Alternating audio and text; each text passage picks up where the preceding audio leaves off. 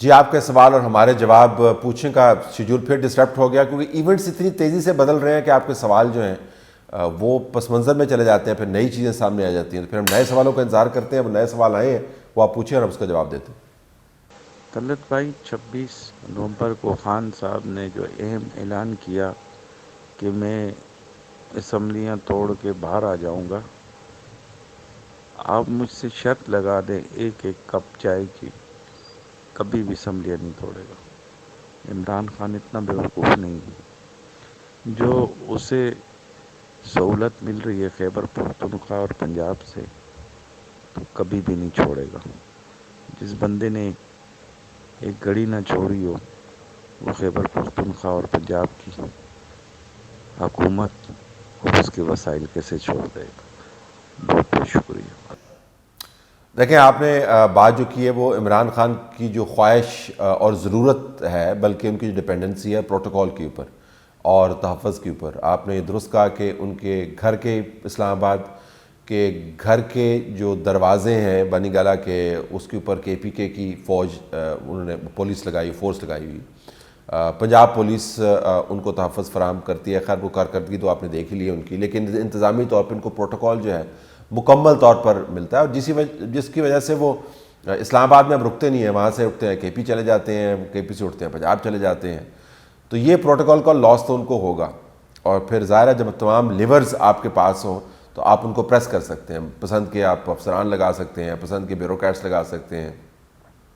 جو تفتیش ہو رہی تھی فرح گوگی کے بارے میں، بشرا کے بارے میں، اس تفتیش کو آپ سکٹل کر سکتے ہیں، اپنے بندوں کو آف دا ہک کر سکتے ہیں۔ کوئی تحقیق 9 سال ہو گئے کے پی کے اندر، اور وہاں پر آپ نے دیکھا ہوگا کہ مکمل طور پر ایک بلینکٹ ہے، ایک آئرن کرٹن ہے، لوہے کی چادر پھیلائی ہوئی ہے کے پی کے گرد، جس کے پار آپ دیکھ نہیں سکتے، اور وہاں پر جس قسم کے حالات ہیں گورننس اور کرپشن کے بالخصوص اگر میں ذکر کروں، وہ اور ہی سٹوری ہیں۔ تو اگر آپ وہ چادر آپ ہٹا دیتے ہیں تو ظاہر ہے بہت ساری چیزیں اچھل کے سامنے آئیں گی۔ انتخابات میں فوری طور پر تو نہیں ہو جانا، وہاں پر انٹرم حکومت لگنی ہے، تیاری ہونی ہے، انٹرم جو ہے معروضی حالات کے پیش نظر ایکسٹینڈ بھی ہو سکتی ہے، امکان کو آپ رد نہ کریں۔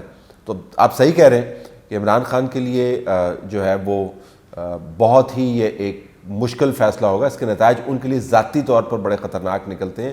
خطرناک اس وجہ سے نہیں کہ ان کو خطرہ اور لاحق ہو جائے گا، خطرناک اس وجہ سے کہ جو تمام کمفرٹ جس کی ان کو عادت پڑ گئی ہے وہ موجود یا میسر نہیں ہوگی، لیکن اب وہ کمٹ کر کے جا چکے ہیں، تو یہ بڑا دلچسپ ہوگا کہ اس کمٹمنٹ کے اوپر وہ یو ٹرن کیسے لیتے ہیں۔ طلعت بھائی السلام علیکم۔ یہ جو ابھی آرمی کی پروموشن ہوئی ہے اور دونوں سینئر موسٹ آفیسرز آ گئے ہیں، تو جو فیصل واڈر فرما رہے ہیں کہ 2 خاص ہیں جو پنگے بازی کر رہے ہیں پچھلے کچھ سالوں سے، کچھ مہینوں سے، تو وہ ان کو کیسے روکا جائے گا؟ کیونکہ وہ تو میرا نہیں خیال کہ وہ چینج کریں گے اپنی اعتبار کو، اور ان کی تو میرا سوال یہ کہ کیا آپ کا خیال ہے جنرل عاصم جو ہیں وہ روک پائیں گے ان دونوں کو؟ اچھا، یہ جو ہے نا فیصل واڈر کی اسٹیٹمنٹ میں نے بھی دیکھی، انہوں نے کہیں نہیں کہا کہ ان کا تعلق فوج سے۔ امپلیکیشن اس کی یہ ضرور ہے کہ طاقتور لوگ ہیں، اور یہ مفروضہ اگر ہم بنا لیں کہ فوج سے ان کا تعلق ہے تو وہ پھر اس کی امپلیکیشنز اور ہوتی ہیں۔ اشارے کنائیوں میں لوگ بات کرتے ہیں، لیکن میں اس طرف جاؤں گا نہیں۔ دیکھیں، جو نئی کمانڈ ہے پرانی کمانڈ کی طرح، اس کو وہی سہولیات مہیا ہیں، وہی طاقت مہیا ہے، وہی مینڈیٹ مہیا ہے جو ہر آرمی چیف کو اور chairman joint chief staff committee کو مہیا ہوتی ہے۔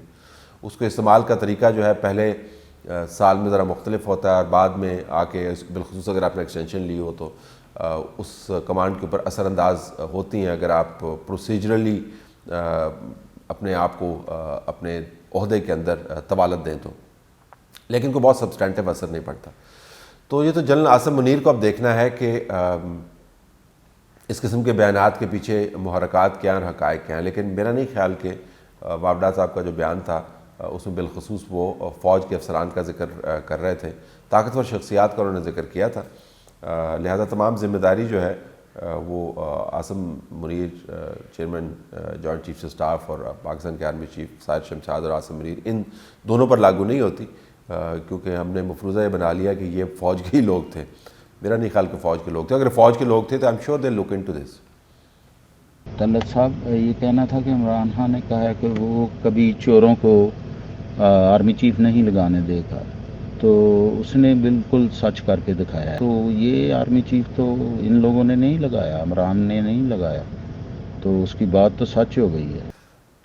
آپ الفاظ سے کھیل سکتے ہیں، لیکن عمران خان نے ایک بہت بڑا یو ٹرن لیا۔ انہوں نے ایک پروسیجر کو پہلے سکٹل کرنے کی، اس کو پلٹانے کی کوشش کی، پھر اس کے بعد انہوں نے اس کو مینیپولیٹ کرنے کی کوشش کی۔ وہ سارا کام نہیں ہو پایا۔ تو عمران خان کو نواز شریف کے پرانے جو آرمی چیف نے لگائے، ان سے کبھی کوئی مسئلہ نہیں رہا۔ جنرل پرویز مشرف کے ساتھ ان کے بہترین تعلقات تھے، جب تک پرویز مشرف نے ان کو یہ نہیں کہا کہ اگر آپ نے پرائم منسٹر بننا ہے تو پہلے آپ چودھری شجاعت حسین کی سیاسی شاگردی حاصل کریں۔ اس کے بعد عمران خان کی اس کے ساتھ کھٹ پٹ شروع ہو گئی۔ ان کا بالکل بھی ایشو نہیں رہا، راحیل شریف کے ساتھ کوئی ایشو نہیں رہا، بڑا زبردست ان کو پریز کرتے تھے۔ جنرل باجوہ 5.5 سال تو کوئی ایشو نہیں رہا، وہ جب ان کی حکومت گری تو ایشو شروع ہو گیا۔ جنرل باجوہ کی بہت وہ تعریف کرتے رہے۔ تو جنرل راحیل شریف کو، جنرل پرویز مشرف کو، جنرل باجوہ کو نواز شریف نے لگایا تھا۔ تو یہ ایک انہوں نے خام خواہ کسی کو کہتے پخ نکالی ہوئی تھی۔ اب وہ پخ جو ہے وہ خلاص ہو گئی ہے، ختم ہو گئی ہے، اور اب ظاہر ہے ان کو کافی خفت اٹھانا پڑی ہے۔ لوگ یہ بھی کہتے ہیں کہ جی آپ نے تو کہا تھا کہ چوروں کو نہیں لگانے دینا، پھر انہوں نے لگا دیا، اور آپ نے نہیں لگایا تو پھر چور کون، جو آپ کے سوال کے اندر بھی آپ نے بات کی ہے۔ اور دوسرا آپ نے یہ بھی کہا تھا کہ میں تو حکومت کو گراؤں گا، آ کے آپ نے حکومتیں گرائیں، لیکن دونوں اپنی حکومتیں گرا دیں، کم سے کم اس کا ماحول بنا دیا پنجاب کی حکومت اور کے پی کی حکومت کو گرانے کی آپ کمٹمنٹ دے کے چلے گئے۔ آپ نے تو شہباز شریف کی حکومت گرانی تھی۔ تو عمران خان ایسی باتیں اور رکھتے کرتے رہتے ہیں۔ وقار احمد کراچی سے۔ طلعت صاحب، میرا سوال یہ تھا کہ باجوہ صاحب نے وہ ذکر کیا کہ یہ سیاسی جو ہے نا وہ کمزوری تھی بنگلہ دیش کی۔ چلے ہمیں ایک لمحے کے لیے یہ بات مان بھی لیتے ہیں ان کی، لیکن سوچنا تو یہ چاہیے کہ بنگلہ دیش ٹوٹنے کے بعد یعنی بنگلہ دیش زیادہ آگے گیا ہے یا پاکستان زیادہ آگے گیا ہے؟ تو اس پر بھی آپ کا جو ہے نا تھوڑا سا مجھے تبصرہ وہ یعنی ہماری عوام کے لیے آپ تبصرہ کریں۔ دیکھیں، تاریخ کا جب بھی آپ تجزیہ کرتے ہیں نا تو آپ سنگل فیکٹر تجزیہ جو ہے ہمیشہ مس لیڈنگ ہوتا ہے۔ آپ کو ملٹیپل فیکٹرز کو ذہن میں رکھنا چاہیے۔ اگر سیاسی کمزوری تھی تو سیاسی کمزوری کا آغاز کہاں سے ہوا؟ جنرل ایوب خان جو ہے اس سیاسی کمزوری کی بنیاد بنے، اور ان کے جو 10 سال کا رول ہے اس نے وہ بنیاد فراہم کی جس نے قومی یکجہتی کو پروموٹ نہیں کیا، اور نفرتیں بڑھیں، اور اس کے بعد جب سیاسی عمل کا آغاز ہوا it was too little too late, it had to fall apart. تو آپ سیاسی غلطی کے آرجنز کے اوپر بھی پھر جائیں گے تو ملٹیپل فیکٹرز کے اندر ہوں گے، اکنامک فیکٹرز اس کے اندر لاگو ہوگا۔ یہ ڈیزائر کہ ہم نے کسی نہ کسی طریقے سے ایک one unit type of a state ہم نے بنانی ہے، اور دوسروں کو ہم نے رستہ نہیں دینا، ہم نے خاص قسم کی چھاپ لگانی ہے اپنے ملک کے اوپر، چاہے وہ زبان کی چھاپ ہو یا ثقافتی رنگ کی چھاپ ہو۔ وہ تمام تجربے تھے اس کے اندر، اور اس وجہ سے ایک فیکٹر کے اوپر فوکس نہیں کرنا چاہیے۔ لیکن یہ آپ کا بڑا درست نقطہ ہے کہ آپ جب سے بنگلہ دیش ایک آزاد ملک بنا ہے تب سے لے کے اب تک موازنہ اگر آپ کر کے دیکھ لیں تو تمام تر مشکلات کے باوجود بنگلہ دیش ہیز ڈن ویل۔ تو مراد یہ ہے کہ چاہے آپ صوبہ ہیں کسی ملک کا، ایک حصہ ہیں، ایک علیحدہ خطہ ہیں، ایک علیحدہ ملک ہیں، اگر آپ نے اپنے نظام کو صحیح طریقے سے نہیں چلایا تو نتائج برے ہی نکلیں گے۔ اس بات سے قطع نظر کہ تاریخ آپ کو کیا بتا رہی ہے، اگر تاریخ نے ایک خاص تلخ حقیقت آپ کے سامنے رکھ دی ہے جس کو آپ ماننے کو تیار نہیں ہیں، چلے نہ مانیں، لیکن اس تلخ حقیقت کے بعد کی جو فیکٹس ہیں ان کے اوپر تو فوکس کریں۔ تو پاکستان بنگلہ دیش بننے کے بعد ہم نے اس سے کیا سیکھا؟ کیا ہم نے سیاسی تجربہ گاہ کو بند کر دیا؟ کیا ہم نے پاکستان کے اندر جو ہے وہ سیاسی غلطی چلے جس طرح آپ نے کہا مان لیتے ہیں، اس سے کچھ سیکھا ہے؟ کچھ نہیں سیکھا ہم نے تو تاریخ کو صحیح طریقے سے پڑھنا نہیں سیکھا، تو پاکستان کے اندر غلطیاں کس طریقے سے ہم درست کریں گے؟ تو بنگلہ دیش اگر ایک غلطی تھی تو بنگلہ دیش کو بھی دیکھیں، آپ کا سوال درست ہے اور میں اس سے اتفاق کرتا ہوں، اور پاکستان کو بھی دیکھیں کہ کیا آپ نے اس غلطی سے کچھ سیکھا یا نہیں سیکھا۔ میرا نام عزت سبحانی ہے، میں ناروے سے بات کر رہا ہوں۔ طلعت صاحب، میں نے کہنا یہ تھا کہ شہباز شریف کی جو ایک پالیسی تھی 2018 کے بعد سے کہ یہ باجوہ صاحب کے ساتھ اسٹیبلشمنٹ کے ساتھ تعلقات بہتر رکھے جائیں اور مزاحمت کی پالیسی نہ اپنائی جائے، تو اس وقت اس پہ بہت زیادہ تنقید کی گئی ہمارے نیشنل میڈیا میں بھی اور ادھر ویلاگز وغیرہ پہ بھی سب پہ شہباز شریف کی مفاہمت کی پالیسی کیا بہترین پالیسی نہیں تھی؟ جی میں نے اسی خود کی وجہ اس سے کو آج جی نواز شریف جیل سے رہا ہو کے باہر گئے، مریم باہر بیٹھی ہیں، شہباز شریف خود اس وقت پرائم منسٹر ہیں، اور ملک کی جو سب سے اہم ترین تقرری تھی وہ آج اسی نواز شریف نے کی ہے، اسی شہباز شریف نے کی ہے. تو کیا ہمیں اس چیز کو اپریشیٹ نہیں کرنا چاہیے کہ مفاہمت کی پالیسی بہترین تھی؟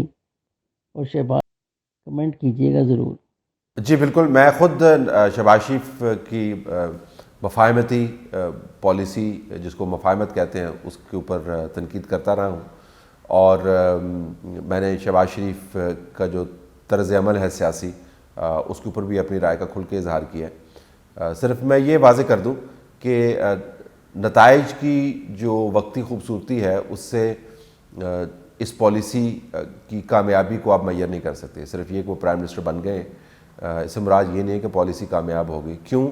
پرائم منسٹر بننا مقصود نہیں تھا، پارٹی کی سیاسی وقت میں اضافہ کرنا تھا، پارٹی کو منتخب ہونے کی صلاحیت فراہم کرنا تھا، اور پارٹی کا جو بیانیہ ہے جو طویل المدت سیاست کے لیے بڑا ضروری ہے اس کو سسٹین کرنا تھا. آپ بھی اس بات پر اتفاق کریں گے کہ نون لیگ کے اندر آج کل یہ بہت بحث چل رہی ہے کہ ہم کس جنجال میں پھنس گئے ہیں. پرائم منسٹرشپ لے کے شہباز شریف صاحب کی خواہش تو پوری ہو گئی ہے، لیکن آپ دیکھیں ہم کس جنجال میں پھنس گئے ہیں. آپ عمران خان کے بیانیے کو دیکھیں، ویسا بیانیہ اگر ہم نہ بھی اپناتے ہیں لیکن ووٹ کو عزت دو کا بیانیہ مسلسل اگر جاری رکھتے تو آنے والے انتخابات جو بہت بڑا دنگل ہوگا اس کے اندر ہمارا بہت بڑا ایڈوانٹیج ہوتا. لیکن چونکہ اب مکمل طور پر مفاہمت کی پالیسی شہباز شریف نے اپنائی ہے کیونکہ وہ پرائم منسٹر بن گئے ہیں، اور اس کے بعد تو ظاہر ہے چونکہ اسٹیبلشمنٹ نے بھی اپنا قبلہ سیاسی درست کر لیا ہے تو وہ بھی اب مفاہمت کی طرف آ گئے ہیں، تو اب تو کسی کو مزاحمت کرنے کی ضرورت نہیں ہے. لہذا نون لیگ کا سیاسی بیانیہ اگلے انتخابات میں کیا ہوگا، یہ ایک بڑا سنجیدہ سوال. تو شہباز شریف کو تو وہ تو پرائم منسٹر بن گئے، تعیناتی بھی انہوں نے کر دی، لیکن جو ضمنی انتخابات کے نتائج آپ دیکھیں اور ان کو اگر آپ پروجیکٹ کریں آنے والے دنوں میں، اگر آپ نے انتخابات کرنے ہیں تو میں حصہ لینا، تو اس کے اندر آپ کیا سمجھتے ہیں نون لیگ کی پوزیشن کہاں پہ ہوگی؟ تو مفاہمت کے فوائد یقیناً آئے ہیں، لیکن اس کا نقصان بھی کافی ہوا ہے. پارٹی کو ٹھیس بھی بہت پہنچی ہے، پارٹی کی بیس بھی کمپرومائز ہوئی ہے، اور میرے خیال میں اس کے کانسیکوینسز بعد میں نظر آئیں گے. لیکن آپ کی بات درست ہے کہ اگر آپ اس زاویے سے دیکھیں کہ شہباز شریف پرائم منسٹر بن گئے، انہوں نے تعیناتی کر دی، تو یقیناً آپ کہہ سکتے ہیں کہ انہوں نے اپنے اہداف حاصل کر لیے. السلام علیکم، حسن رضا مردان سے. سر کل آپ نے اپنے سما کے پروگرام کے آخر میں 3 ٹویٹس کا حوالہ دیا جس میں آپ نے وینا ملک کے ٹویٹ کو اپنا پسندیدہ ترین ٹویٹ قرار دیا. تو گزارش یہ ہے کہ آپ کو دیکھنے اور سننے والے ان میں سے بہت سارے لوگ میری طرح آپ کے فین بھی ہیں. تو آپ نے کہا کہ میرا کیوں پسندیدہ ہے یہ میں آپ پہ چھوڑتا ہوں، تو ہمیں تو اس سے کچھ آئیڈیا نہیں ہو رہا، تو کائنڈلی اگر اس کا تجزیہ فرما دیجئے گا کہ اس میں ایسی کون سی خاص بات تھی. اس میں کھلے تضاد ہیں جی، یہ اس میں خاص بات تھی. جو کھلا تضاد ہے اس کے اندر وہ آپ کو نظر آ جائے گا کہ کہا کیا جا رہا ہے اور کہہ کون رہا ہے. اور دوسری بات یہ کہ یہ جو ٹویٹ کرنے والے ہیں یہ وہ خود نہیں ہیں. انہوں نے خود ایک پروگرام کے اندر یہ کہہ چکی ہیں کہ میرا ٹویٹر اکاؤنٹ کوئی اور بھی استعمال کرتے ہیں. تو نام ان کا چلتا ہے اور جو مال ہے کسی اور کا بکتا ہے. تو جو کھلا تضاد ہے اس کے اندر وہ اس کی وجہ سے میں نے کہا کہ پسندیدہ. یہ نہیں ہے کہ بڑی کوئی زبردست انہوں نے تجزیہ پیش کیا، تو اس وجہ سے میں نے آپ سمجھے کہ ایک اس کے اندر مزاح کا پہلو جو ہے مجھے نظر آیا، تو اس وجہ سے میں نے اس کو پسندیدہ قرار دیا.